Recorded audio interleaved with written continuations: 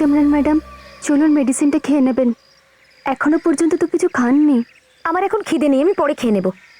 পরে নয় ম্যাডাম, মেডিসিনের সময় হয়ে গেছে। যখন রাহুল ফিরে আসবে আমি ওর সাথে তখন খেয়ে নেব। কিন্তু রাহুল আছে কোথায়? এখন এলো না কেন? আমার ফোনটাও তুলছে না ও। রাহুল স্যার চলে আসবেন, হয়তো কোনো জরুরি কাজে আটকে গেছেন। আরে তাহলে ডাকো না ওকে, আমি বাইরে যেতে চাই, দম বন্ধ হয়ে আসে আমার।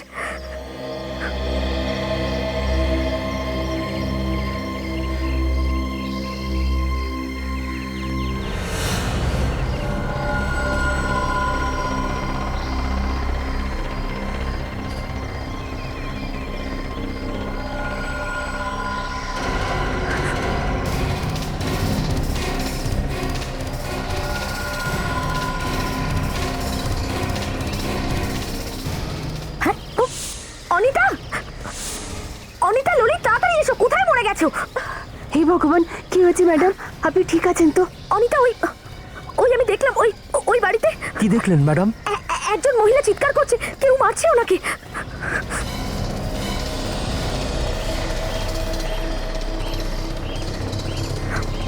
ম্যাডাম, এসব কিছু হচ্ছে না, আপনি হয়তো ভুল দেখেছেন। আমি বললাম না তোমায়, আমি দেখেছি একজন মহিলাকে কেউ মারছে, হয়তো বাঁচাও বাঁচাও বলে চিৎকার করছে। ম্যাডাম আপনি বসুন, ললিত ম্যাডামের জন্য জল নিয়ে আসো তো। ম্যাডাম আপনি বসুন, বসুন ম্যাডাম। ঈশ্বর,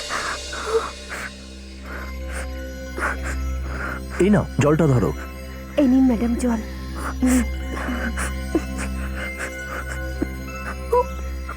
ওকে মেরে ফেলছে, ওই মহিলা ওকে মারছে কেউ। মনে হচ্ছে ম্যাডামের মাথাটা আবার গন্ডগোল হচ্ছে। তোমরা আমার কথাটা বুঝতে চাইছো না কেন? আমি বললাম না আমি দেখেছি। আরে আমি পাগল নই, দেখো দেখো, তোমরা দেখে নাও, দেখে নাও। দেখো দেখো তো।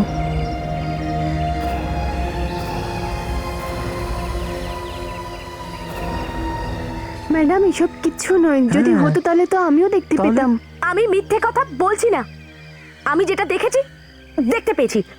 তোমরা দুজন মিলে এক্ষুনি ওখানে যাবে আর গিয়ে দেখবে কি হচ্ছে। ম্যাডাম আসলে কেউ বিপদের মধ্যে আছে, যাও, আই সেড গো, হ্যাঁ, চলো চলো। প্লিজ যাও। হ্যাঁ, যাচ্ছি যাচ্ছি।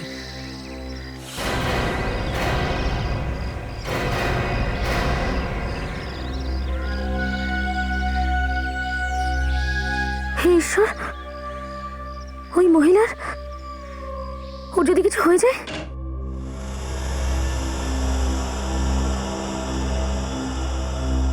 বান্টি, কে এসেছে বলুন? কার সাথে দেখা করবেন? আগে আমরা সামনের বিল্ডিং এ থাকি, 6 তলায়, 602 নম্বর ফ্ল্যাটে। আগে আপনি কি কেদার বাবু? হ্যাঁ, আমি কেদার।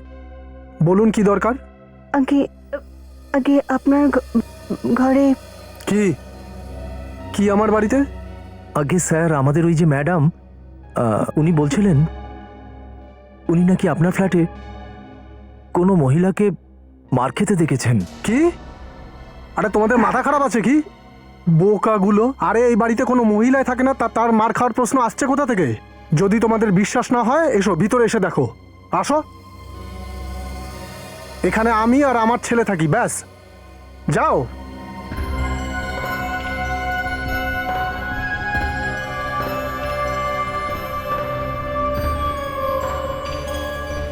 কি সুন্দর না ফ্ল্যাটটা।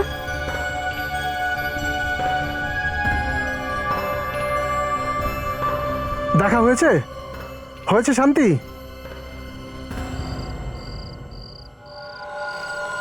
আমি তোমাদের দুজনকে এই জন্য কাজ দিয়েছি যাতে তোমরা আমার স্ত্রীকে দেখাশোনা করতে পারো, এখানে ওখানে ঘোরবার জন্য নয়। আর যদি তোমরা দুজনে আমার স্ত্রীকে দেখাশোনা করার কাজ না করতে পারো তাহলে চলে যাও এখান থেকে, আমি অন্য লোক দেখে নেব। রাহুল, এদের দুজনকে বকো না, আমি এদের দুজনকে পাঠিয়েছিলাম দেখার জন্য। কি লাভ হলো ওদের ওখানে পাঠিয়ে? হ্যাঁ, আমি সত্যি বলছি, আমি পরিষ্কার দেখেছিলাম একজন লোক একজন মহিলাকে মারছিল। এই মিথ্যে গল্প বানানো বন্ধ করো তুমি। কি বলবে পাড়া প্রতিবেশীরা আমাকে? আর তোমরা দুজনে গেছিলে তো ওখানে? আগে হ্যাঁ স্যার। তাহলে কি দেখে এলে? কোনো মহিলা ছিল ওখানে? স্যার আমি তো প্রথমেই বলেছিলাম ওখানে কেউ নেই, শুধুমাত্র একটা লোক আর বাচ্চা ছাড়া। শোনো, তোমরা বিশ্বাস করো বা না করো, আমি শুধু সেটাই বলেছি যেটা আমি দেখেছি।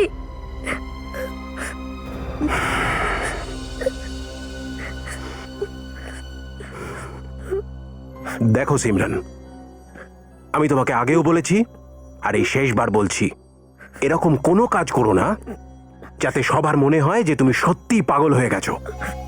দেখো, তোমাকে মিডিয়ার হাত থেকে বাঁচতে হবে, নয়তো নয়তো সবাই ভাববে তোমার তোমার কিছু হয়ে গেছে। রাহুল, আমায় ক্ষমা করে দাও। আমি আর এরকম করবো না।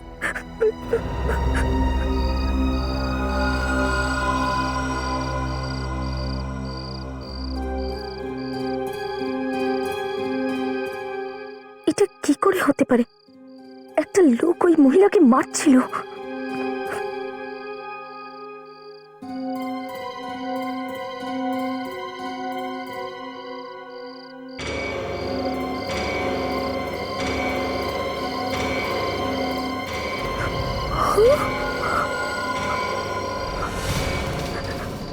লোকটা তোকে মেরে ফেলবে। আরে কেউ বাঁচাও!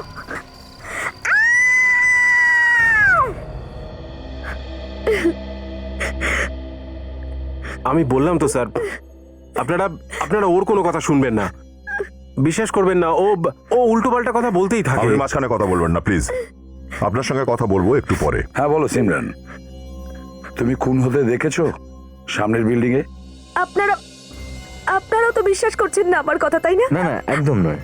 আমাদের আপনার কথায় সম্পূর্ণ বিশ্বাস আছে, কিন্তু এরা দুজন তো গেছিল এই বাড়িতে, তাই না? ওরা তো বলছে যে ওখানে কোনো মহিলা নেই। স্যার স্যার আমার মনে হয় যে আপনারা শুধু শুধু সময় নষ্ট করছেন। দেখো রাহুল, এটা খুনের ব্যাপার। হতে পারে সিমরান ওই সময় যা দেখেছে সেটাই হয়েছে। স্যার বিলিভ মি, ওর মানসিক অবস্থা ঠিক নেই, আর আমি ওকে এখানে লুকিয়ে রেখেছি যাতে ওর পরিবারের লোকেরা জানতে না পারে যে ওর কিছু হয়েছে। কেন? কারণ ওর পরিবারের লোকেরা যদি জানতে পারে যে ও মানসিকভাবে সুস্থ নয়, তাহলে ওর যে সম্পত্তি পাওয়ার কথা ওরা সেটা নিয়ে নেবে, ওকে একটা কানা করিও দেবে না। দেখো রাহুল, তোমার ওই ভাষণ শুনতে আমরা আসিনি। আমরা বহু লোক দেখেছি যারা সম্পত্তির লোভে নিজেকে নষ্ট করেছে। একবার যদি আমরা জানতে পারি না কিছু হয়েছে, তাহলে আমরা পুরো ব্যাপারটা খোঁজ নিয়ে তবেই ছাড়ি। সিমরানের ব্যালকনি থেকে সামনের বাড়ির জানলা একদম পরিষ্কার দেখা যায়, আর যদি ওখানে খুন হয় তাহলে সেটা পরিষ্কার দেখা যাবে স্যার। স্যার, এই ভদ্রমহিলার বক্তব্য যে উনি একজন মহিলার খুন হতে দেখেছেন এই বাড়িতে, কিন্তু ওনার চাকর আর কেয়ারটেকারের বক্তব্য যে এই বাড়িতে কোনো মহিলা থাকেনি না। আর ওয়াচম্যানও তাই বললো যে এই ঘরে কোনো মহিলা থাকে না। এটা রহস্যটা কি? আমরা সিআরডি থেকে এসেছি। সিআইডি? আমি কি করেছি স্যার? মিস্টার কেদার, কাল রাতে আপনার বাড়িতে একজনের খুন হয়েছে।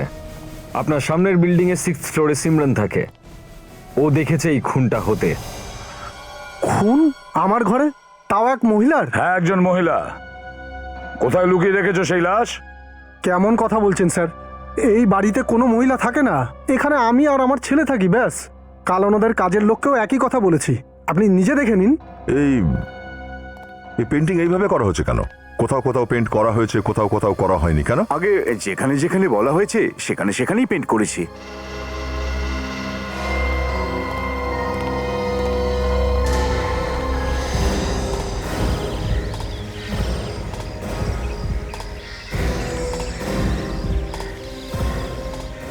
ওই দেখো অভিজিৎ, ওখানে, ওখান থেকে একেবারে পরিষ্কার দেখা যাচ্ছে।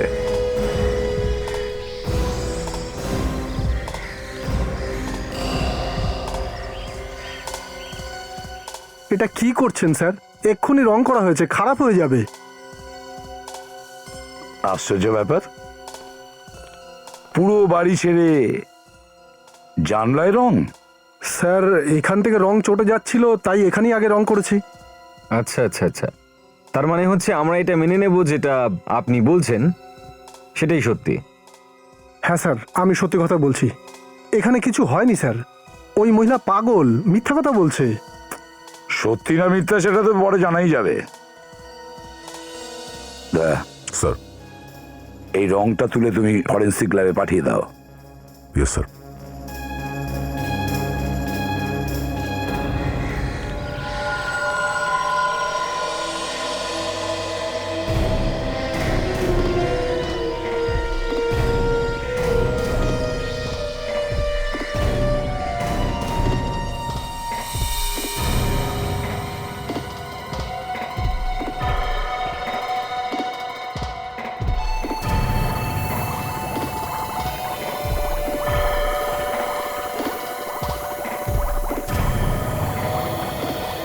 স্যার সিমরানকে দেখে মনে হয় যে ওর সত্যি মানসিক অসুস্থতা আছে। হ্যাঁ, সিমরান যা বলছে আর ও যা কিছু দেখেছে তাতে কিছু তো সত্যি হবে। স্যার এই অনিতা আর ললিত এরা মিথ্যে বলছে কেন? তারপরে এই কেদার, সে তো বলছে এই বাড়িতে কোনো মহিলা থাকেনি না। আর এদের কোনো রোগটোগও নেই, তাই না? হ্যাঁ স্যার। তার মানে এই নয় যে সিমরান মিথ্যা কথা বলছে, কিছু একটা গোলমাল আছে। স্যার আমার এই কেদারের বাড়িতেই গন্ডগোল মনে হচ্ছে। না হলে কেউ এরকম একটা ভালো ঘরকে পেন্ট কেন করবে, তাও জানলার কাছ থেকে? বস, অভিজিৎ একদম ঠিক বলেছে। ঠিক বলছে মানে? মানে হলো গন্ডগোলটা কেদারের ঘরেই আছে। কেদারের বাড়িতে কিরকম গোলমাল? বস, কেদারের ঘরে আমরা যে পেন্টটা পেয়েছি ওটা শুধু পেন্ট ছিল না, ওতে রক্তও আছে। রক্ত? হ্যাঁ, মানুষের রক্ত। স্যার, মাইক্রোস্কোপে দেখে এটাই জানা গেল যে রংটার মধ্যে থ্রম্বোসাইজ আছে, মানে রক্তের সেলস দেখা যাচ্ছে। রঙের মধ্যে রক্ত কিভাবে হবে বলুন তো স্যার? আরে ফ্রেডি, কখনো তো তোমার মাথাটা একটু খাটাও। আমার যেটা বলা ছিল সেটা বলেছি, এবার তুমি খোঁজো কেমন করে হয়। আপনি তো নিশ্চয়ই জানেন স্যার, আমার মাথাটা ঠিক আপনাদের মতো নয়, অন্যরকম। হ্যাঁ হ্যাঁ হ্যাঁ, জানি তো। জানেন না, একটু বেটার আমারটা, উচ্চ মানে উচ্চ। এই ফ্রেডি, নিজের মগজকে অত উঁচুতে তুলো না, হাত থেকে বেরিয়ে হাওয়ায় হারিয়ে যাবে। এনিওয়ে, এই দেখো বস, কেমিক্যালের কারণে রক্ত আর পেইন্ট দুটো আলাদা আলাদা হয়ে গেছে। এই দেখো রক্ত। মানে রক্তের দাগকে চাপা দেওয়ার জন্য ওর উপরে রং করা হচ্ছিল স্যার? তাহলে তো ওর বাড়িতে নিশ্চয়ই কিছু ঘটেছে। স্যার, আমার মনে হচ্ছে লাশটা ওই বাড়িতেই রয়েছে। কেদারের বাড়িতে আমরা যাব।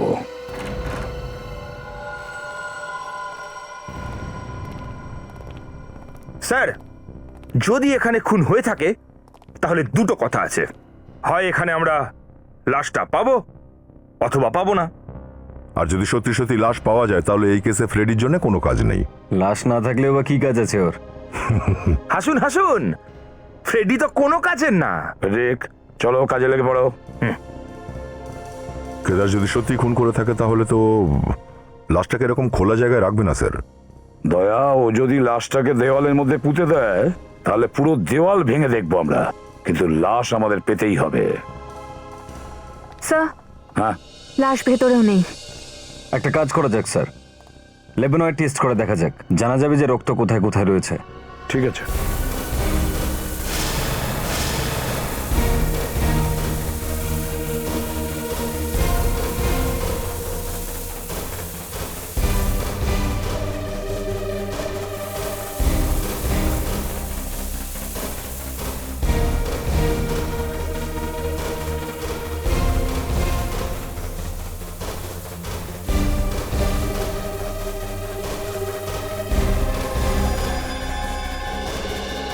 স্যার, হ্যাঁ, এইখানে রক্ত আছে। এখানে দেখো তো একটু, এটা সরাও।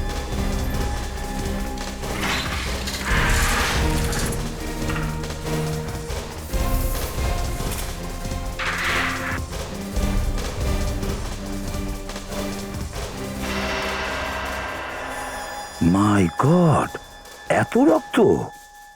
তার মানে লাশ এর আশেপাশেই কোথাও আছে।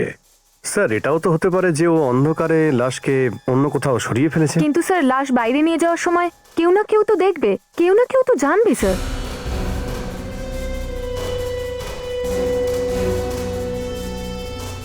এখানে কিছু একটা আছে।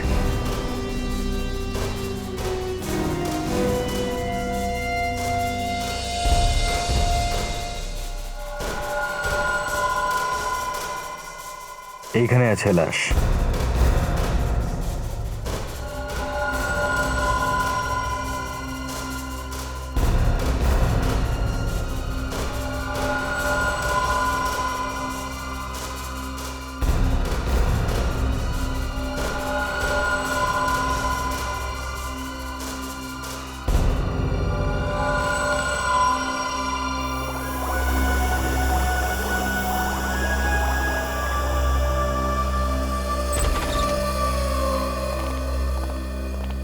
শালুকে, তুমি যে টাইম দিয়েছিলে সেই টাইমের মধ্যে আমরা পৌঁছেছি। দেখো টাইমটা মিলিয়ে দেখো। বস, সালুকে যখন কাউকে টাইম দেয় না, তখন সেটা বেদ বাক্য হয়ে যায়। আরে স্যার, এসব বেদ বাক্যটাকে ছাড়ুন আর এটা বলুন যে এই মেয়েটার মৃত্যু হলো কি করে। দেখো অভিজিৎ, মেয়েটি হ্যাঁ মেয়েটি, এই মেয়েটির মৃত্যু কোনো ধারালো অস্ত্র দিয়ে গলা কাটার কারণে হয়েছে। এটা তো আমরা জানি, আপনি অন্য কিছু বলুন। এর মুখে আর হাতে যে ক্ষত আছে ওটা হাতাহাতির কারণে হয়েছে। এ মরার আগে নিশ্চয়ই স্ট্রাগল করেছে। কি হয়েছে? হ্যাঁ ডক্টর সারিকা, কি হয়েছে? আপনি ঠিক আছেন তো? আমার জন্য তো সবই ঠিক আছে অভিজিৎ, কিন্তু এই কেসটার জন্য নয়। কেন, কি হয়েছে? কেসের কি হয়েছে আবার? এই ব্যাগ যেটা লাশটা এনেছিলে সেটার থেকে আঙুলের ছাপ নেওয়া একেবারেই অসম্ভব। আরে আপনি তো এক্সপার্ট ডক্টর সারিকা। আরে সমস্ত ফিঙ্গারপ্রিন্টস একেবারে নষ্ট হয়ে গেছে, একটা ছাপও পরিষ্কার নয়। ব্যাস হয়ে গেল, কেস বন্ধ। কেন ভাই, কেস কেন বন্ধ হবে? আরে স্যার, যখন এটাই জানা গেল না যে মেয়েটাকে ওকে কে মারলো, কেন মারলো, তখন মিনিট ফ্রেডি, এমন একটা জিনিস পাওয়া গেছে বস, যেটা তোমাদের খুনির কাছে পৌঁছে দেবে। সেটা কি স্যার? এর চামড়াতে আমি এক ধরনের আয়ুর্বেদিক তেল পেয়েছি, যেটা বেশিরভাগ ম্যাসাজ পার্লারে ব্যবহার করা হয়। তার মানে এই মহিলাটি ম্যাসাজ পার্লারে গিয়েছিল ম্যাসাজ করাতে। হ্যাঁ দয়া, এই ম্যাসাজ করিয়েছে আর তারপরে কেউ একে খুন করেছে। কিন্তু তাহলে এতক্ষণ পরে তো তেল পাওয়ার কথা নয়, শরীর তো তেল টেনে নেবে না? বস, এটা তো নির্ভর করছে তেলটা কি ধরনের তার উপর। যদি তেলটা একটু মোটা হয়, ঠিক হয়, তাহলে চামড়ার ভেতরে একটু দেরিতে পৌঁছবে। আর বস, যদি তেলটা থিন হয়, একটু পাতলা হয়, তাহলে চামড়ার ভেতরে তাড়াতাড়ি ঢুকবে। এসো দেখাচ্ছি।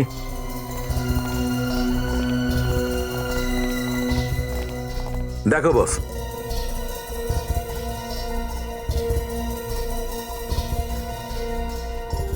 তেলই তো মনে হচ্ছে।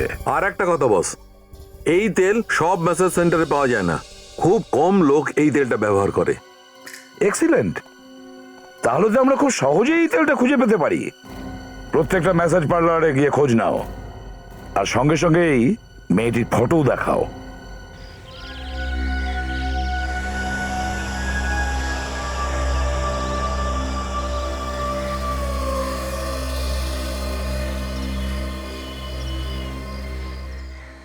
সিমরানের কথাই তো তাহলে ফলে গেল স্যার। এই রাহুল আমাদের খুব চেষ্টা করেছিল বোকা বানাতে। রাহুল মনে করছে সিমরান অসুস্থ, কিন্তু সিমরান অতটা অসুস্থ নয়। আর ও খুন হতে দেখেছে, তার মানে খুনিকে নিশ্চয়ই ও দেখেছে। আমাদের এই খুনিটাকে খুঁজতে হবে। Yes sir.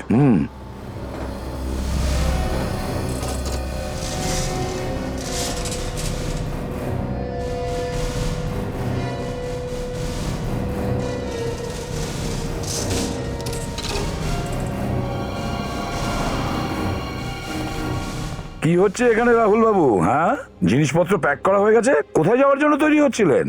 উল্টো দিকের বিল্ডিং এ খুন হয়ে গেল আর আপনারা বাইরে যাচ্ছেন? হ্যাঁ, সিমরান কোথায়, ওকে ডাকুন, আমরা ওকে জিজ্ঞাসাবাদ করতে চাই। কি হলো ভাই, এরা মুখ বেজার করে দাঁড়িয়ে আছো? স্যার, স্যার আমার স্ত্রী সিমরান আর এই পৃথিবীতে নেই। কি? হ্যাঁ স্যার, স্যার ও মারা গেছে। মৃত্যু হয়েছে? কবে? আগে কাল রাতে। আর কিভাবে? ব্যালকনি থেকে লাফিয়ে আত্মহত্যা করেছে স্যার। আর এসব হলো কি করে? স্যার, আমি আপনাদের আগেই বলেছিলাম যে ওর মানসিক অবস্থা ঠিক নেই, আর সেই অসুস্থতাই ওর প্রাণ নিয়ে নিল স্যার। এখন আমার জন্য তো আর এখানে কিছুই রইল না স্যার, যার জন্য এই ফ্ল্যাট নিয়েছিলাম এখন তো সেই রইল না, তাই আমি এখান থেকে চলে যাচ্ছি। যতক্ষণ না এই কেসটা সলভ হচ্ছে কেউ এখান থেকে যেতে পারবে না, বুঝেছেন? লাশ কোথায়? স্যার, সে তো মর্গে রয়েছে। আচ্ছা ঠিক আছে, ওই জায়গাটা দেখাও যেখান থেকে সিমরান আত্মহত্যা করেছে।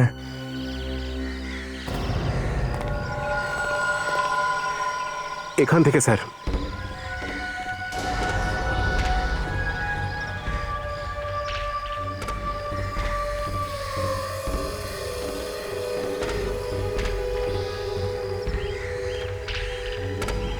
একটা কথা বলো তোমরা, কি মনে হয় তোমাদের সিমরান ম্যাডাম আত্মহত্যা করতে পারে? কি হলো, চুপ করে আছো কেন, বলো। কি বলতে চাইছেন আপনি? কি বলতে চাই ওরা বুঝতে পেরেছে, তুমি একটু চুপ থাকো, বুঝলে? বলো। স্যার ম্যাডাম অসুস্থ তো ছিলেন, কিন্তু এরকম করতে পারেন না। রাতে যখন মেডিসিন দিতে গেছিলাম ঠিকই ছিলেন, আর সকালে ওনার লাশ নিচে দেখতে পাওয়া যায়। কোনো চিৎকার কি তোমরা শুনতে পেয়েছিলে? আগে না স্যার। তুমি শেষবার কখন দেখেছিলে ম্যাডামকে? স্যার কাল রাত্রিরে খাবার দিতে গিয়ে তখন দেখেছিলাম। ম্যাডাম বলছিলেন উপর থেকে ভীষণ চিৎকারের শব্দ আসছে, অদ্ভুত ধরনের শব্দ আসছে। আমি দেখতে গেছিলাম কিন্তু কিছুই তো দেখতে পেলাম না। উপর থেকে?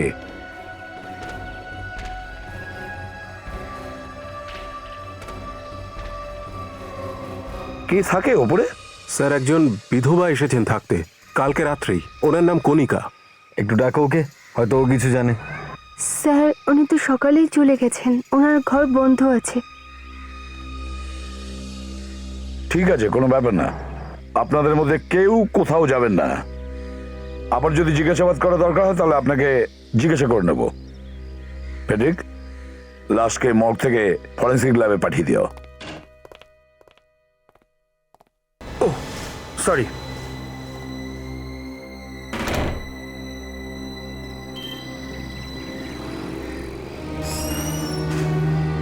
আচ্ছা দেখুন তো, আপনারা কি এই তেলটা ব্যবহার করেন ম্যাসাজ করার সময়?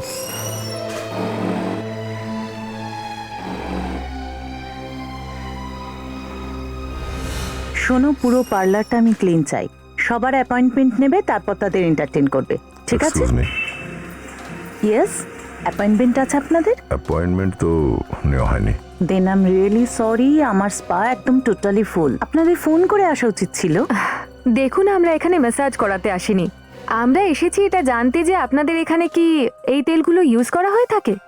হ্যাঁ, এই তেলে মালিশ করা হয়। ইনফ্যাক্ট আমাদের স্পাতেও এই তেল ইউজ হয়। এগুলো কি ভালো নয়? ভালো কি খারাপ সেটা তো লাগানোর পরেই বোঝা যাবে না। বাট স্যার, আপনার তো অ্যাপয়েন্টমেন্টই নেই। অ্যাপয়েন্টমেন্ট? এই দেখুন, আমরা সিআইডি থেকে আসছি। স্যার, সিআইডি দের জন্য আমাদের কোনো স্পেশাল প্যাকেজ নেই। আচ্ছা, মেসেজের কথা ছাড়ুন, এই ছবিটাকে বরং দেখুন। এই মহিলাটি কি কখনো এখানে মেসেজ করাতে এসেছিল? এমন মেসেজ যাতে এই তেল ব্যবহার করা হয়। এটা বলা মুশকিল, কিন্তু একটু দাঁড়ান, আমার কাছে সেই সব লোকেদের নাম লেখা আছে যারা এই তেলে ম্যাসাজ করেছে। আমি এক্ষুনি আনছি।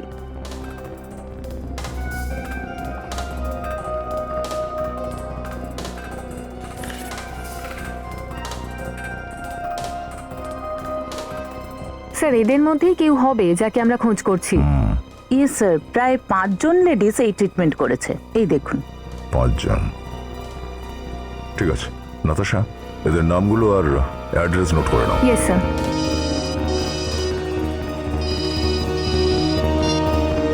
হ্যাঁ স্যার। কি সিমরান মারা গেছে? ডাক্তারবাবু, আমারও 12 বছর হয়ে গেল আপনার সাথে কাজ করতে করতে। কত? 12। আমাকে বোকা বানাবার চেষ্টা করবেন না। ফ্রেডিকে বোকা বানানো অত সোজা না। ফ্রেডি, এই কাজটা করার জন্য আমাদের কষ্টও করতে হবে না। আপনি আমার সম্বন্ধে এরকম ভাবেন? আর কি ভাববো? কি হয়েছে সালুকে? হ্যাঁ, এই ফেডরিককে এত চিন্তিত মনে হচ্ছে কেন? কিছু না বস, আমি ফ্রেডিকে শুধু বলেছি এই মেয়েটি আত্মহত্যা করেনি, একে খুন করা হয়েছে। কি মানে সিমরানকেও খুন করা হয়েছে? আগে হ্যাঁ, সিমরানকেও খুন করা হয়েছে। তাহলে কি সিমরানের বাড়ির লোকরা মিথ্যে কথা বলছে? সেটা আমি জানি না, কিন্তু সিমরান আত্মহত্যা করেনি। ওর খুনকে আত্মহত্যা বলে চালানোর চেষ্টা হচ্ছে। আচ্ছা, এটা আপনি কি করে বলছেন? বলছি, এটা দেখছো? এর গলায় একটা দড়ির চিহ্ন। বস, যখনই ও ব্যালকনি থেকে মাথাটা বাড়িয়েছে তখনই ওর গলায় দড়ির ফাঁসটা পরিয়ে দিয়েছে, আর যতক্ষণ না মারা গেছে ততক্ষণ ধরেছিল। কিন্তু স্যার ঘরের মধ্যেও তো দড়ি দিয়ে শ্বাস বন্ধ করে মারা যায়, আর তারপর হয়তো ব্যালকনি থেকে ফেলে দিয়েছে। হ্যাঁ, সেটা তো করা যায় বিবেক, কিন্তু এর গলায় ঘরের বাইরেই ফাঁসটা পরানো হয়। কিভাবে আমি বলছি, এসো দেখো বস। পোস্টমর্টেম রিপোর্টে এটা তো নিশ্চিত হয়ে গেছে যে সিমরানের মৃত্যু গলায় ফাঁস লাগার কারণে হয়েছে, আর দড়িটার টান এই দিকে ছিল, ওপরের দিকে। যদি এই মেয়েটির গলায় ঘরের মধ্যে ফাঁস পরানো হতো তাহলে দড়ির টান এই রকম হতো, সিধে, কিন্তু এর গলায় দাগটা এইভাবে পড়েছে, মানে দড়িটার টান ওপর দিকে ছিল এইরকম ভাবে, দড়ি এর গলায় আটকে গেছে। এটা তখনই হয় যখন কারোর গলায় এইভাবে ফাঁস লাগানো হয় ওপর থেকে। তাহলে অভিজিৎ, কেউ সিমরানকে উপরের ফ্ল্যাট থেকে স্যার, এমন 5 জন মহিলার খবর পাওয়া গেছে স্যার, যারা ওই তেল দিয়েই মেসেজ করিয়েছিল। 4 জনকে খুঁজে পেয়েছি স্যার, আর একজনকে পাওয়া যাচ্ছে না। চিত্রাশী নাম তার। আর স্যার, এই চিত্রাশী সুইডেন থেকে এসেছিল আর হোটেল স্টারলাইটে ছিল। একটা কাজ করো, এই হোটেল স্টারলাইটে গিয়ে জিজ্ঞাসাবাদ করো, আর আমরা কণিকার সঙ্গে দেখা করছি। এইভাবে একটা দড়ি ঝুলিয়ে সিমরানের গলায় ফাঁস লাগায় আর তারপর উপর থেকে নিচে ফেলে দেয়। স্যার, এখান থেকে কারুর গলায় ফাঁস দেওয়া যেতে পারে দড়ি ঝুলিয়ে। বিবেক, রেডি? হ্যাঁ স্যার, রেডি স্যার। বাইরে বার করো।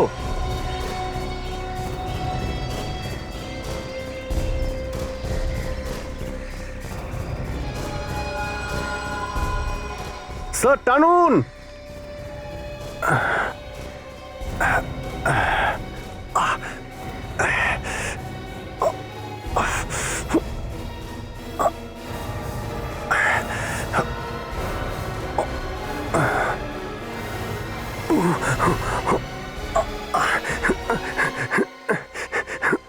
স্যার, এবার তো 100% শিওর এই কাজটা কণিকাই করেছে। কিন্তু অভিজিৎ, কণিকা সিমরানকে খুন কেন করতে যাবে? আর দ্বিতীয় কথা, কণিকার কি এত শক্তি আছে যে একা সিমরানের লাশটাকে তুললো? সেটাও ঠিক স্যার। এটাও হতে পারে যে এই কণিকা কোনো ক্রিমিনাল স্যার, আর এই কাজটা করার জন্য ও সাহায্য নিয়েছে। হতে পারে। একে অনিতাকে বিরোধে নিয়ে এসো, ওকে দিয়ে কণিকার স্কেচ বানাতে হবে। আমার তো মনে হয় যে এই চিত্রাশীটাই গন্ডগোলের, সেই জন্যই ফোন কলসগুলো নিতেও অস্বীকার করেছিল। আচ্ছা, তোমার ডিউটি কি এই ফ্লোরেই থাকে সব সময়? হ্যাঁ স্যার। ওর রুমে কাউকে যেতে বা আসতে দেখেছো তুমি? না স্যার। আচ্ছা, চিত্রাশী মানুষটা কেমন? মানে বলছি, কথা বলতো কিভাবে তোমার সঙ্গে? আমার সাথে তো ভালোভাবেই কথা বলতেন, কিন্তু একটু ভয়ে ভয়ে থাকতেন মনে হতো, আর রুমের বাইরে খুব কমই বেরোতেন। ও, আসুন স্যার, আসুন। রেডি? নাতাশা, প্রত্যেকটা জিনিস ভালো করে চেক করে দেখো।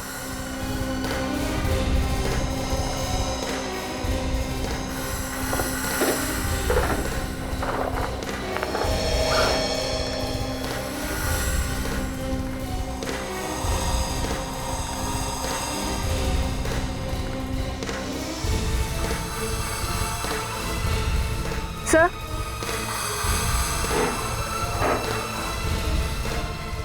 ভুবনেশ কুমার, ব্রুমা ল ফার্ম।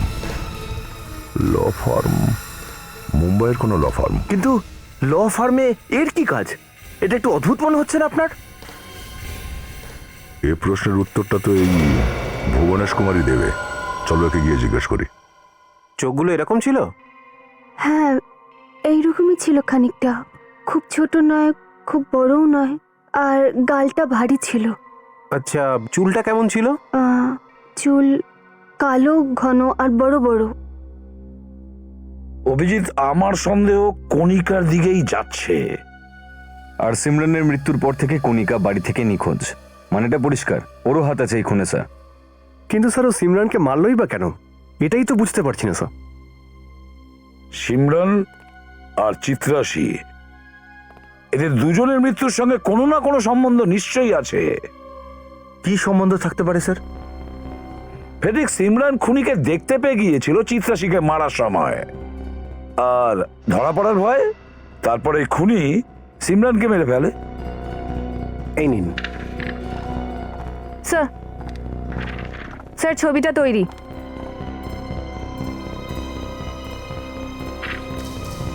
নাতাশা, আমাদের রেকর্ডসের সঙ্গে ম্যাচ করে দেখো। Yes sir.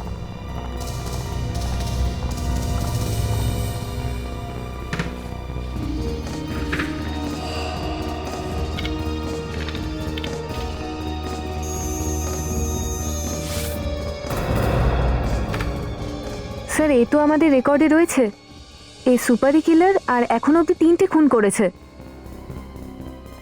কন্ট্রাক্ট কিলার, তার মানে এই দুটো খুনের পেছনেই কণিকার সঙ্গে আর কেউ আছে। কিন্তু আরেকজনটা কে? কে সেই লোক? অভিজিৎ, স্যার, প্রথমে ওই অ্যাডভোকেটের সঙ্গে দেখা করতে হবে, ওখান থেকে কিছু জানা যাবে।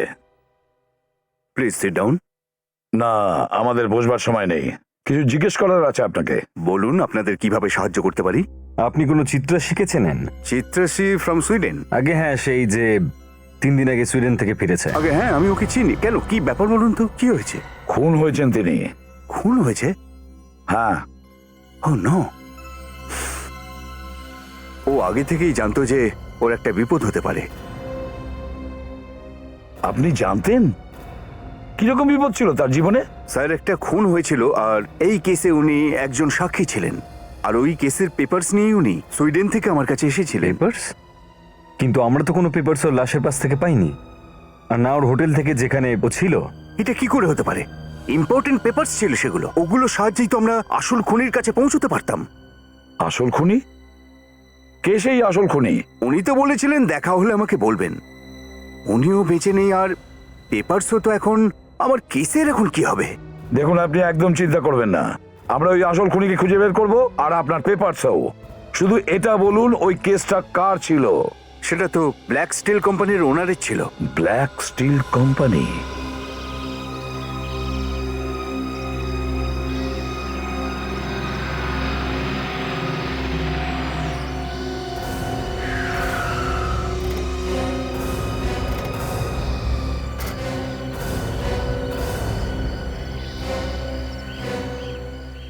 কি সাহেব, 2 ঘন্টা ধরে এখানে দাঁড়িয়ে রয়েছি আমি।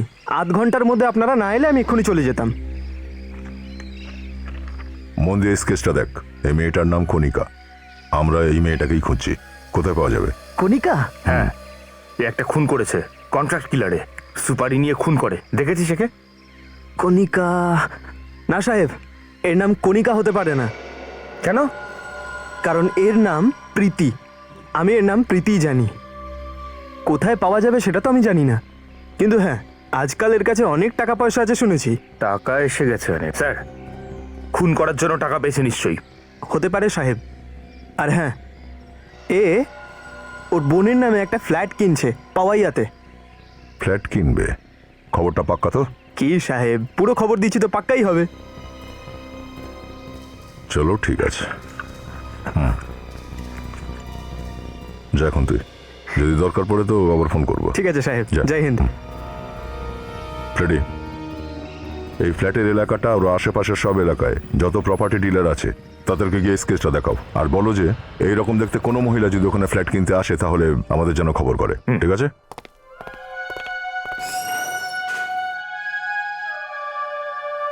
তুমি এখানে?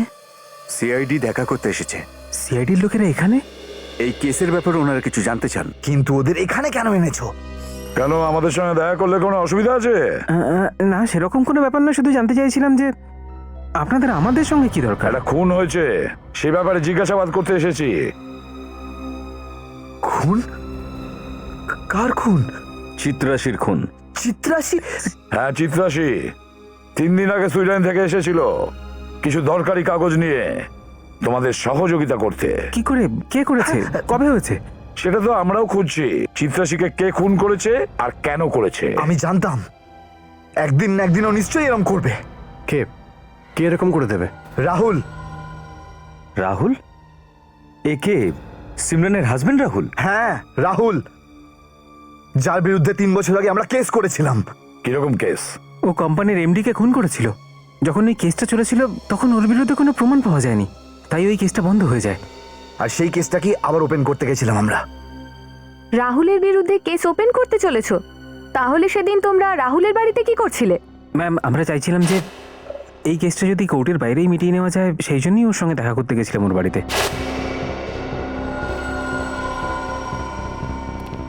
স্যার, এই রাহুল ফাঁসতে চলেছিল। যখনই ও জানতে পেরেছে যে চিত্রাশী কেস রিওপেন করতে চলেছে, ওর ফাঁসি হবেই, ও চিত্রাশীকেই মেরে দিল।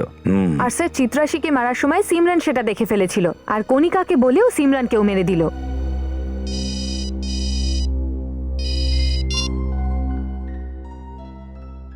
হ্যাঁ দাদা, একটা কাজ করো, তুমি হোটেল স্টারলাইটে গিয়ে আবার এই চিত্রাশীর ব্যাপারে জিজ্ঞাসাবাদ করো। ও যে রুমে থাকতো ওই রুমটা ভালো করে চেক করো, দেখো তুমি কোনো পেপারস পাও কিনা। হ্যাঁ, পেপারস, যেটা রাহুলের বিরুদ্ধে একটা বড় প্রমাণ, বুঝেছো? ওকে। আর অভিজিৎ, রাহুলের বাড়িতে চলো। স্যার আমি চিত্রাশীকে খুন করিনি স্যার। কেউ এমনিতে খুন করার কথা চিন্তা করে না রাহুল, নিশ্চয়ই কোনো কারণ আছে, কোনো একটা বড় কারণ, যে কারণে তুমি চিত্রাশীকে খুন করেছো। স্যার কোনো কারণ ছিল না স্যার। আর আমি চিত্রাশীকে কেন খুন করব স্যার? আমি চিত্রাশীকে খুন করিনি স্যার। না না রাহুল, বেশি নাটক করার কোনো দরকার নেই। ময়ূক আর ধীরজ আমাদের সব বলে দিয়েছে। তুমি ব্ল্যাক সিল কোম্পানিতে কাজ করতে। হ্যাঁ। চিত্রাশীও সেখানেই কাজ করতো। হ্যাঁ। ব্ল্যাক সিল কোম্পানির মালিককে খুন করার অভিযোগ আছে তোমার উপর? স্যার খুন করার অভিযোগ ছিল, কিন্তু সেটা মিথ্যে ছিল স্যার। স্যার স্যার পয়সা সরিয়েছিল অন্য কেউ, ওকে খুন অন্য কেউ করেছিল, আর মাঝখান থেকে আমি ভেসে গিয়েছিলাম স্যার। ওই সময় তুমি বেঁচে গেছো রাহুল, কিন্তু এবার বাঁচা তোমার মুশকিল হবে, খুব মুশকিল হবে তোমার বাঁচার, বুঝেছো? যখন তুমি জানতে পারলে যে কেসটা রিওপেন হতে চলেছে আর চিত্রাশীর কাছে প্রমাণ আছে আর ও সেটা নিয়ে এসেছে, তুমি চিত্রাশীকে খুন করে দিলে। তার মানে সাপও মরবে আর লাঠিও ভাঙবে না। এ তো স্বপ্নেও ভাবতে পারিনি যে এর বউ একে খুন করতে দেখে নিয়েছে। চিত্রাশীকে খুন, তুমি তোমার কোম্পানির মালিককে খুন করে দিয়েছো, আর তারপরে চিত্রাশী তোমার ব্যাপারে প্রমাণ নিয়ে আসছিল বলে ওকেও খুন করে দিলে, আর তারপরেও কণিকাকে তুমি সুপারি দিয়েছো সিমরানকে খুন করার জন্য। স্যার আমি আমার বুক চিরে আমার হৃদয় তো আপনাকে দেখাতে পারবো না স্যার, যে আমি আমার স্ত্রীকে কতটা ভালোবাসতাম। স্যার আমি ওকে খুন করিনি স্যার, করিনি। হ্যাঁ বিবেক, জানতে পেরেছো? Very good. তুমি ওখানে থাকো, আমরা এক্ষুনি আসছি। স্যার, ওই প্রপার্টি ডিলারের খোঁজ পাওয়া গেছে যার কাছ থেকে কণিকা ফ্ল্যাট কিনতে যাচ্ছিল। এক্ষুনি দেখা করতে যাচ্ছে ওর সঙ্গে। এক্সিলেন্ট। প্যাট্রিক, নিয়ে এসো একে। চম্পকলাল, দেখো, কেউ একজন চিত্রাশীর সমস্ত জিনিসপত্র তছনছ করেছে। তার ব্যাগ থেকে কিছু ইম্পর্টেন্ট পেপারস বের করে নিয়েছে। ঠিকঠাক বলে ফেলো, কে সেই লোক? হ্যাঁ, না হলে কিন্তু সবাইকে ভুগতে হবে, বুঝলে? আমরা সত্যি বলছি স্যার, আমরা কিছুই জানি না। ম্যাডাম তো রুমের ভেতরে আমাদের কমই যেতে দিতেন, আর আর আমাদের যা জিজ্ঞেস করবার থাকতো আমরা বাইরে থেকে জিজ্ঞেস করে নিতাম স্যার। কোথায় নিখোঁজ হয়ে গেছে ওই পেপারগুলো? তোমরা তো বলেছিলে ম্যামের সাথে কেউ দেখা করতে আসতো না, আর না উনি কোনো জিনিসপত্র নিয়ে বাইরে যেতেন। তাহলে এক মিনিট স্যার, উনি যেদিন হোটেলে এসেছিলেন উনি সেদিনও বাইরে গেছিলেন স্যার। মনে করে দেখুন তো, ওই দিনও কি ওর সাথে করে কোনো জিনিস নিয়ে গেছিল? স্যার আমার ঠিক মতো তো মনে পড়ছে না, কিন্তু হ্যাঁ উনি হোটেলের ক্যাব নিয়ে বাইরে বেরিয়েছিলেন। হোটেলের ক্যাব নিয়ে? হ্যাঁ। ডাকুন তো একবার ওই ক্যাবের ড্রাইভারটাকে। স্যার, আপনাকে দেখে কোনো বাপের বেটা এইটা বলতে পারবে না যে আপনি একজন সিআইডি অফিসার। একদম একদম স্টেট এজেন্ট মনে হচ্ছে আপনাকে।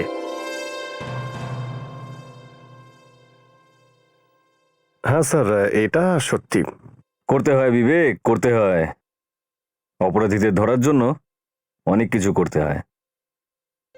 স্যার, প্রপার্টি ডিলার চম্পকলাল বলেছিল ওই মেয়েটা 11টার সময় আসবে, আর 11টা বেজে গেছে স্যার।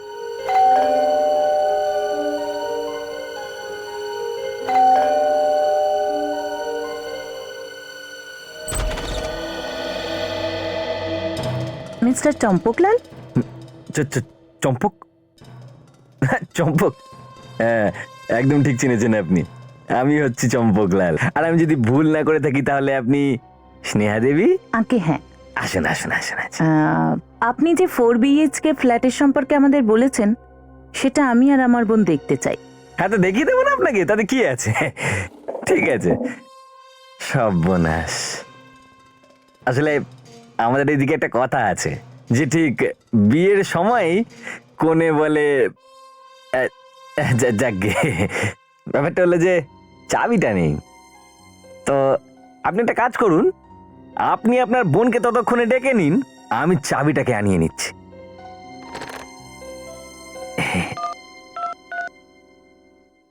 হ্যাঁ, তো এনাকে পাঠালেন না, চাবিটাই পাঠাননি আপনি। হ্যাঁ, তো পাঠান না। হ্যালো দিদি, আমি এখানে চম্পকলালের সাথেই আছি। উনি বলছেন চাবির জন্য একটু ওয়েট করতে হবে। তুমিও এখানে চলে এসো। আর আমার মনে হয় ও নিশ্চয়ই কিছু জানে স্যার। স্যার আপনি আমায় ডেকেছিলেন? এই তো সে। তুমি এই, পালিয়ে যাবে কোথায় শুনি?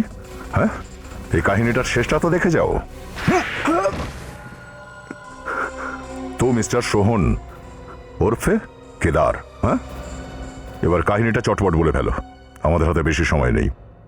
দেখুন তো কত দেরি করছে, আরেকবার ফোন করি। আরে পাঠাও না, 2 মিনিট করে 2 ঘন্টা হয়ে গেল। স্নেহা, হ্যাঁ দেখো না, আরেকজনও চলে এসছেন। চাবি পেতে একটু সময় লাগছে। বসো। হ্যাঁ তো হ্যাঁ, পাঠিয়ে দাও। হ্যাঁ, আর কিন্তু ফোন করবো না। ব্যাস এই। আর কত সময় লাগবে মিস্টার চম্পকলাল? কণিকা দেবী, হ্যাঁ তো কণিকা ম্যাডাম, ব্যাপারটা এই যে টাইম তো শেষ হয়ে গেছে, এবার জেল যাওয়ার সময় হয়েছে আপনার। আরে কোথায় কোথায় কোথায় যাচ্ছেন আপনারা? আপনারা কারা আর কি চান? সিআইডি। আর আমরা সিমরানের খুনের সত্যিটা জানতে চাইছি। ফাইনালি আপনারা খুঁজেই নিলেন আমাকে। ম্যাডাম, মাটির তলাতেও যদি লুকিয়ে থাকতেন না আপনি, সিআইডি ঠিক আপনাকে খুঁজে বের করতো। এবার তাড়াতাড়ি বলুন, কেন মারলেন সিমরানকে? আমি টাকা পেয়েছিলাম এটার জন্য, আর বলা হয়েছিল যে এই খুনটা যেন আত্মহত্যা মনে হয়। কে দিয়েছিল টাকা? আমি কখনো তার সঙ্গে দেখা তো করিনি। সে আমাকে ভাড়ার একটা ঘর পাইয়ে দিয়েছিল। রাহুল নাম ওনার। রাহুল? তার মানে হলো সিমরানের হাজবেন্ড? আগে হ্যাঁ। আমায় ক্ষমা করে দিন স্যার, আমি কিচ্ছু করিনি। তুমি কিচ্ছু করোনি? তাহলে পালাতে চাইছিলে কেন তুমি? হ্যাঁ বলো, কেন মারলে চিত্রাশীকে? স্যার, টাকার লোভে। কে দিয়েছিল টাকা? আমি ওকে চিনি না, কিন্তু উনি আমাকে চিত্রাশী ম্যাডামের সাথে দেখেছিলেন যখন ব্যাংকের লকার থেকে উনি একটা এনভেলপ নিয়ে আসছিলেন। ব্যাংকের লকার থেকে এনভেলপ? এটা আবার কি নতুন গল্প? স্যার, ওই দিন উনি ব্যাংকের লকার থেকে এনভেলপ নিয়ে আসছিলেন। তার কিছুক্ষণ পরেই আমাকে একজন ফোন করেন। উনি আমাকে বলেন, আমি তোমাকে অনেক টাকা দেব যদি তুমি চিত্রাশী ম্যামকে কিডন্যাপ করো আর ওনাকে মেরে দাও। তাহলে তুমি সেরকমই করলে? হ্যাঁ ম্যাম। পরের দিন যখন উনি ম্যাসাজ করিয়ে যাচ্ছিলেন, ওনার হাতে ওই এনভেলপটাও ছিল। তখনই আমি ওনাকে কিডন্যাপ করি। আর তারপর ওই এনভেলপটা কি করেছো? ওটা তো আমি পোস্ট করে দিয়েছিলাম। কোন অ্যাড্রেসে? ওই যে ওই এনভেলপের যে পোস্টাল অ্যাড্রেসটা ছিল ওটাতেই। ও চলো, আমাদের ওই পোস্ট অফিসটা দেখিয়ে দাও, তারপর জেলে বসে আরাম করবে। চলো না। হ্যাঁ স্যার, হ্যাঁ স্যার, আমি ওই পোস্ট অফিসে এসেছি এখানে। স্যার, জানতে পেরেছি আসল খুনিটা কে। হ্যাঁ স্যার।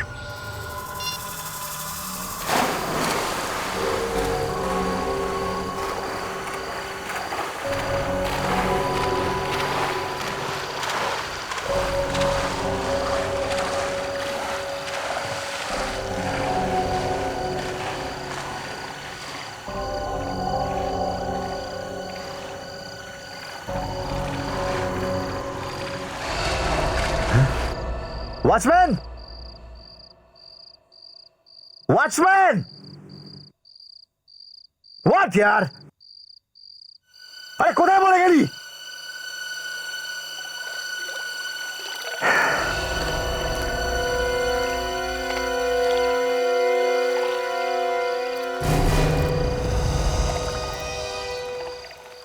ময়ূক, এসিপি স্যার আপনি? আমি তো ভয় পেয়ে গেছিলাম। ভয় তো আমরাও পেয়েছিলাম এখানে আসতে আসতে।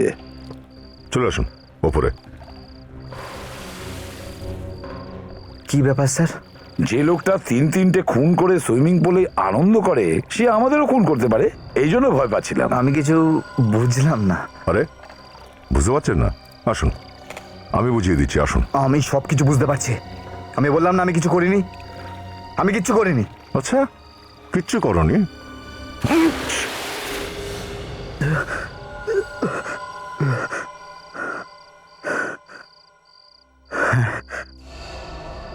আমি খুন করেছি জিদ্দাসের, কারণ ও আমার জোচ্চুরিগুলো জেনে গেছিল। সমস্ত জোচ্চুরি যেটা আমি কোম্পানিতে করেছিলাম আর যা দিয়ে টাকাও কামিয়েছিলাম, বাহ, তার প্রমাণ ছিল ওর কাছে। তাহলে কোম্পানিতে গন্ডগোল করলে তুমি আর ফাঁসিয়ে দিলে রাহুলকে? বাহ, কোম্পানির মালিককেও তুমিই মেরেছিলে তাই না? হ্যাঁ। কেন? কারণ সেও সব জেনে গেছিল আমার জোচ্চুরির ব্যাপারে, তাই আমি ওকেও রাস্তা থেকে সরিয়ে দিয়েছি। যদি তুমি এসব করে থাকো তাহলে কণিকা রাহুলের নাম কেন নিল? কারণ কণিকার সাথে আমি রাহুল হয়ে কথা বলেছিলাম। এগুলো আমি রাহুল সেজে এই কারণেই করেছিলাম যাতে সব সন্দেহ রাহুলের দিকেই যায়। তুমি কি মনে করেছিলে 3-3টে খুন করে তুমি বেঁচে যাবে? এবার জেলে বসে পচতে থাকো ফাঁসির অর্ডার আসা পর্যন্ত।